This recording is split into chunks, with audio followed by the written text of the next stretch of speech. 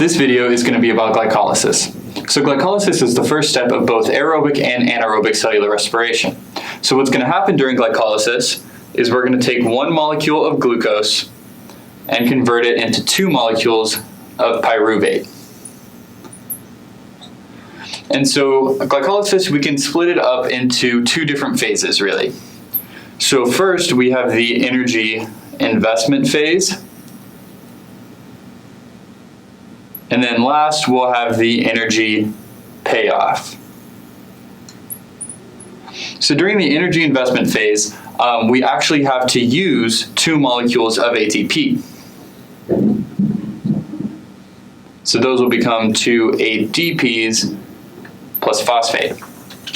But then in the energy payoff phase, what's going to happen is we're going to take 4 ADPs and phosphates and make 4 ATP molecules, and we'll take 2 NAD plus and make 2 NADH. So making this ATP is going to happen through something called substrate level phosphorylation. So substrate level phosphorylation is one of the 2 ways that you can make ATP. And so in this one, you're going to be adding a phosphate directly onto that molecule of ADP, which is going to be different from the other kind of phosphorylation that we're going to see in the electron transport chain. So with substrate level, you're just adding the phosphate directly onto that molecule of ATP, and that's it. With the NADH, we're able to reduce the NAD plus by using the hydrogen atoms and the electrons that results from the oxidation of glucose.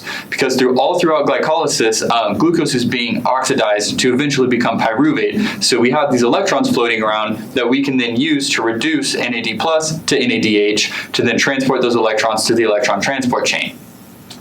So glycolysis is always going to happen in the cytoplasm of the cell.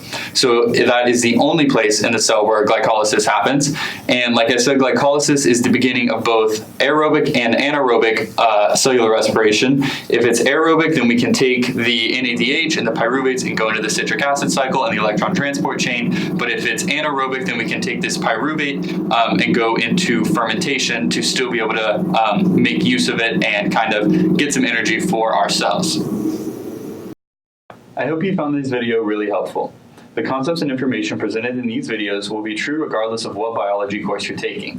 However, the material we covered in this video is specifically referencing material covered in Campbell Biology's 11th edition. Remember that if you are an enrolled Baylor student, we do offer free tutoring on the first floor of the Sid Richardson building, and you can schedule a free 30-minute appointment to have one-on-one tutoring online, or you can stop by during any of our business hours. For more information about the services we provide, you can go to our website at www.baylor.edu/tutoring. Thank you.